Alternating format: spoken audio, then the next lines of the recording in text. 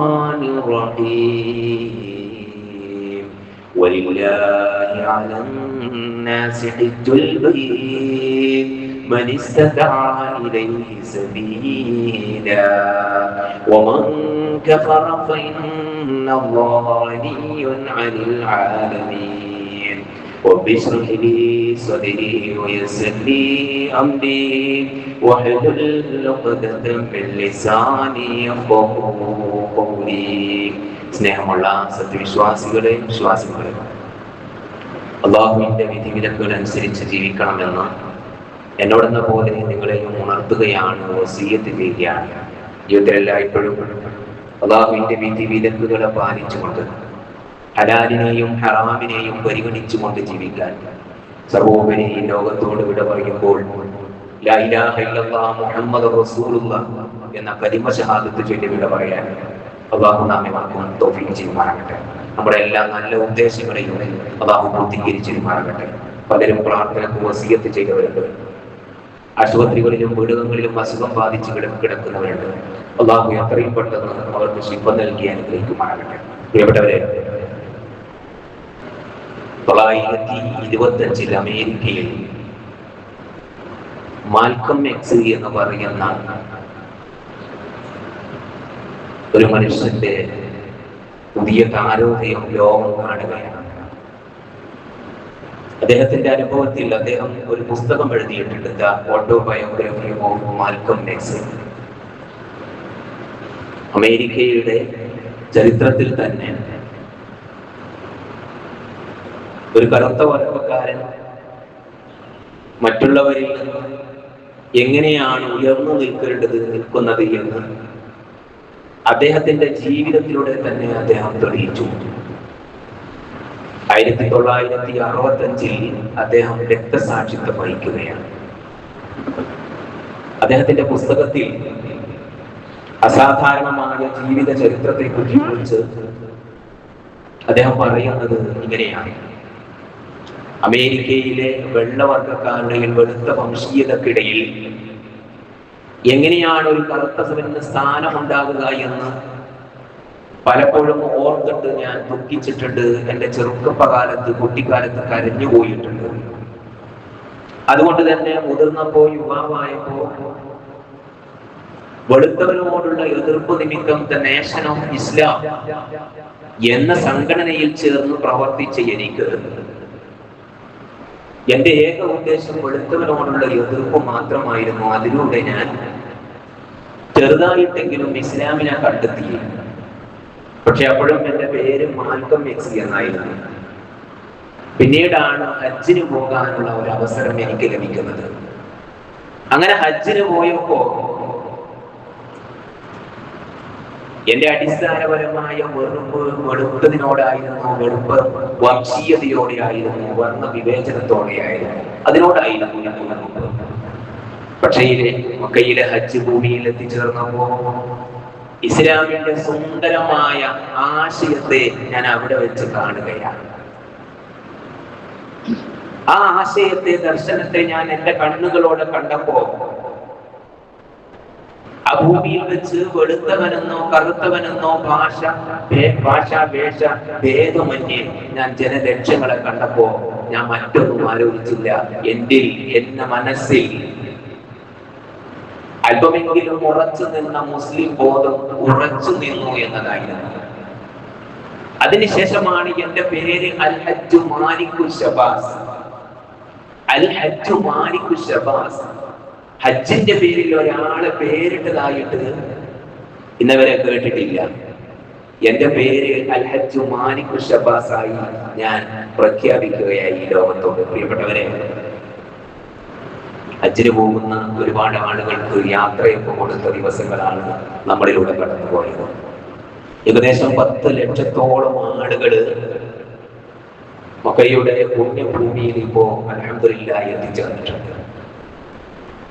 ഇനിയും ലോകത്തുടനീളമുള്ള ഹജ്ജിന് വേണ്ടി ഉദ്ദേശിച്ച ആളുകള്, ലക്ഷക്കണക്കിന് ആളുകള് എത്തിച്ചേരുന്ന ഇടമാണ് മക്കയിലെ ഭൂമി. അല്ലാഹു നമ്മളിൽ നിന്ന് ഹജ്ജ് ചെയ്യാൻ വേണ്ടി പോയ ആളുകൾക്ക്, ഹജ്ജ് ചെയ്യാൻ ഉദ്ദേശിക്കുന്നവർക്ക് മഖബൂലും മബ്റൂറുമായ ഹജ്ജ് ചെയ്യാൻ തൗഫീഖ് നൽകുമാറാകട്ടെ.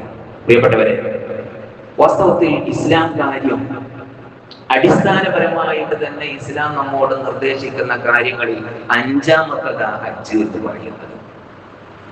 എന്തുകൊണ്ടോ എന്നറിയില്ല, അതത്ര നമ്മളിൽ വേരൂന്നിയിട്ടുണ്ടോ എന്ന് നമ്മുടെ മനസ്സിനോട് തന്നെ നാം ചോദിച്ച, ഒരു പക്ഷേ ജീവിതത്തിൽ ഒരുപാട് ഉദ്ദേശങ്ങൾ നമ്മൾ വെച്ചിട്ടുണ്ടാവും. അതിലൊന്നും അടിസ്ഥാനപരമായിട്ട് ഹജ്ജ് ആ ലക്ഷ്യങ്ങളിലുണ്ടോ എന്ന് നമ്മൾ ചോദിച്ചു നോക്കിയാൽ അത് പിന്നീട് നമ്മൾ ഉദ്ദേശിച്ച ലക്ഷ്യത്തിൽ നിന്നും കുറച്ചുകൂടി അകലെ എന്നായിരിക്കും അതിന്റെ മറുപടി. വാസ്തവത്തിൽ വിശുദ്ധ ഖുർആൻ സൂറത്ത് ആലി ഇംറാനിലൂടെ നമ്മോട് പറയുന്നത് വലില്ലാഹി അലന്നാസ് ഹജ്ജുൽ ബൈത്ത് മൻ ഇസ്തതാഅ ഇലൈഹി സബീല വമൻ കഫറ ഫഇന്നല്ലാഹ ഗനിയ്യുൻ അനിൽ ആലമീൻ. വലില്ലാഹി അലന്നാസ്, ആളുകൾക്ക് അല്ലാഹുവിനോടുള്ള നിർബന്ധ ബാധ്യതയിൽപ്പെട്ടതാണ് ഹജ്ജുൽ ബൈത്ത്, ഹജ്ജ് ചെയ്യുക എന്നത്. എത്ര ക്ലിയറാണ് അല്ലാഹു ഖുർആനിൽ പറയുന്നത്. എന്തുകൊണ്ടാണ് നമ്മുടെ മനസ്സിൽ അത് ഒന്നാമത്തെ ലക്ഷ്യമായിട്ട് മാറാത്തത്?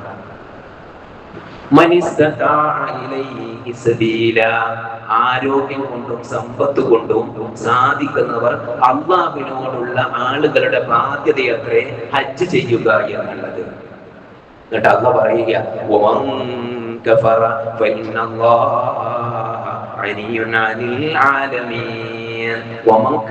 എന്ന് പറഞ്ഞ പ്രത്യക്ഷത്തിൽ പറഞ്ഞ നിഷേധിച്ചാലാണ്. പക്ഷെ കഫറക്ക് നിഷേധിക്കുക, കാഫർ എന്ന് പറഞ്ഞാൽ നിഷേധിക്കുന്നവൻ എന്ന് മാത്രമല്ല അർത്ഥം. വിശുദ്ധ ഖുർആനിൽ കഫറ എന്നുള്ള പ്രയോഗം വിത്ത് മറച്ചു വെക്കുന്നതിനെ ഉപയോഗിച്ചതായിട്ട് കാണാം നമുക്ക്. ഈ അർത്ഥത്തിൽ ഒമൻ കഫറ, ഹജ്ജിന് കഴിവുണ്ടായിട്ടും ആരോഗ്യമുണ്ടായിട്ടും അതൊക്കെ മറച്ചു വെച്ചുകൊണ്ട് ഹജ്ജ് ചെയ്യാതെ നടക്കുന്നവർ, അപ്പോഴും അതിന്റെ പ്രയോഗത്തിന്റെ ഗൗരവം നമ്മൾ ആലോചിക്കണം. കഫറ എന്നുള്ള പ്രയോഗം, കാഫിർ എന്നുള്ള പ്രയോഗം.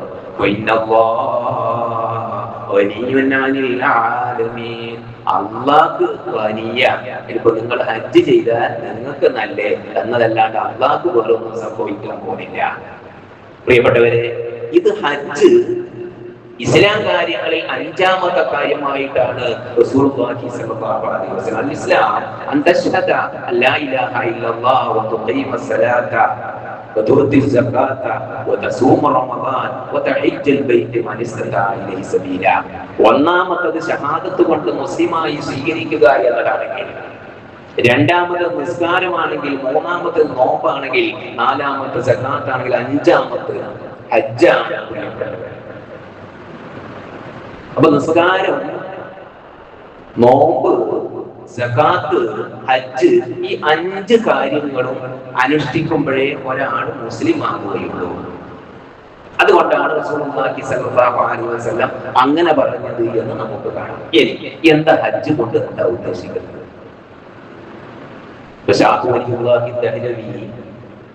തന്റെ ഹുജ്ജത്തുൽ ബാലിഗ എന്ന കിതാബിലും അബുൽ ഹസൻ അലി നദവി അർക്കാനെ അർബഅ എന്ന് പറയുന്ന കിതാബിലും വളരെയേറെ നമ്മൾ മനസ്സിലാക്കേണ്ട ചില കാര്യങ്ങൾ സൂചിപ്പിച്ചു തരുന്നുണ്ട്. മറ്റെല്ലാ സമുദായങ്ങളും ചില ചിഹ്നങ്ങളെ, ചിത്രങ്ങളെ, വസ്തുക്കളെ പടച്ചവന്റെ അടയാളമായിട്ട് അവർ കാണുകയാണ്. അതുകൊണ്ടാണ് ഈ അടുത്ത കാലത്ത് നമ്മുടെ രാജ്യം ഭരിക്കുന്ന ഒരു കക്ഷിയുടെ നേതാവ് പറയുകയുണ്ടായി, പള്ളി നിരോധിക്കണം. എന്താ പള്ളി നിരോധിക്കണം എന്ന് പറഞ്ഞപ്പോ ചോദ്യം, പള്ളിയിൽ മറ്റൊരു അടയാളമില്ലല്ലോ. സാധാരണ നിങ്ങൾ എവിടെ പോയി നോക്കിയാലും എന്തെങ്കിലും പടച്ചോന്റെ അടയാളം കാണുക. ഇത് അദ്ദേഹം പറഞ്ഞ ഒരു കാര്യമാണെങ്കിൽ നമ്മളെ സംബന്ധിച്ചിടത്തോളം അല്ലാഹു ചില അടയാളങ്ങൾ കാണിച്ചു തന്നിട്ടുണ്ട്. പ്രത്യക്ഷത്തിൽ അല്ലാഹുവിന് തുല്യമായി ഈ ലോകത്ത് ഒന്നുമില്ല.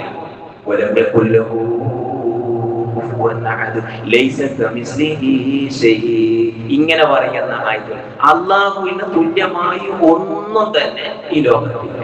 അല്ലാഹുവിന് യോജിക്കുന്ന ഒരടയാളവും ഇല്ല. അതിനെല്ലാം മീതെയാണ് അല്ലാഹു.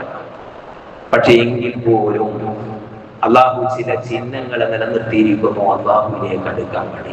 അതിനാണ് ശഅയർ എന്ന് പറയാം, ചിഹ്നങ്ങൾ. ആ സ്ഥലം അള്ളാഹുവിന്റെ ഏറ്റവും അടുപ്പമുള്ള സ്ഥലങ്ങളാണ്. അവിടെ പോയാൽ നമുക്ക് അള്ളാഹു ഇഷ്ടപ്പെട്ട സ്ഥലങ്ങളെ നമുക്ക് കാണാം. വല്ലദീന ആമനൂ അശദ്ദു ഹുബ്ബൻ ലില്ലാഹ്. വിശ്വാസികളായ ആളുകൾ ഏറ്റവും ഇഷ്ടപ്പെടുന്നത് ആരെയാണ്? ഒന്നാമതായി ഇഷ്ടപ്പെട്ടാല് അത് അള്ളാഹിനെ തന്നെയാണ്. ആ അള്ളാഹിന്റെ ചിഹ്നങ്ങളെ പറ്റി പറയുമ്പോൾ ഖുർആനിൽ പറയുന്നത് എന്തായാലും ഇന്ന സഫാ വൽ മർവത മിൻ ശആഇരില്ലാഹ്. സഫയും മർവയും അള്ളാഹുവിന്റെ ചിഹ്നങ്ങളാണ്. ഇത് സൂറത്തുൽ ബഖറയിൽ പറയുന്നതാണ്. ومن يعظم شعائر الله فإنها من تقوى القلوب. അള്ളാഹുവിന്റെ ശിആറുകളെ ആരെങ്കിലും ബഹുമാനിച്ചാൽ അത് അവന്റെ തഖ്വയുടെ ഭാഗമാണ്. ഇത് മക്കയെ സംബന്ധിച്ചിടത്തോളം മക്കയുടെ പിന്നെ അറഫ, മുസ്ദലിഫ, സഫ, മർവ ഇങ്ങനെയുള്ള ഏരിയകളെ സംബന്ധിച്ചിടത്തോളം അള്ളാഹുവിന്റെ ശിആറുകളാണ് അത്തരം സ്ഥലങ്ങളൊക്കെ. അതുകൊണ്ടാണ് അള്ളാഹു പറയുന്നത്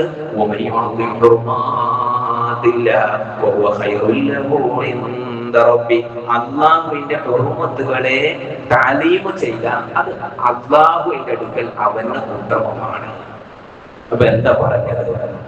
മക്ക എന്ന് പറഞ്ഞാൽ, കഅബ എന്ന് പറഞ്ഞാൽ, മസ്ജിദുൽ ഹറാമും അതിന്റെ ചുറ്റുവട്ടവും എന്ന് പറഞ്ഞാൽ, തവാഫ് ചെയ്യുന്ന സ്ഥലം എന്ന് പറഞ്ഞാൽ, ഹജറുൽ അസ്വദി എന്ന് പറഞ്ഞാൽ, സഫയുടെയും മർവയുടെയും സ്ഥലം എന്ന് പറഞ്ഞാൽ, അറഫ എന്ന് പറഞ്ഞാൽ, മിന എന്ന് പറഞ്ഞാൽ, മുസ്ദലിഫ എന്ന് പറഞ്ഞാൽ, മശ്അറുൽ ഹറാം എന്ന് പറഞ്ഞാൽ, ഇതൊക്കെ അല്ലാഹുവിന്റെ ശിആറുകളെ അനുഭവിക്കാനുള്ള ഇടമാണ് മക്ക എന്ന് വളരെ വ്യക്തമായി പറയുന്നു. ഇനി ആ മക്കയുടെ പ്രാധാന്യം വിശ്വാസികളെ സംബന്ധിച്ചിടത്തോളം എന്താ?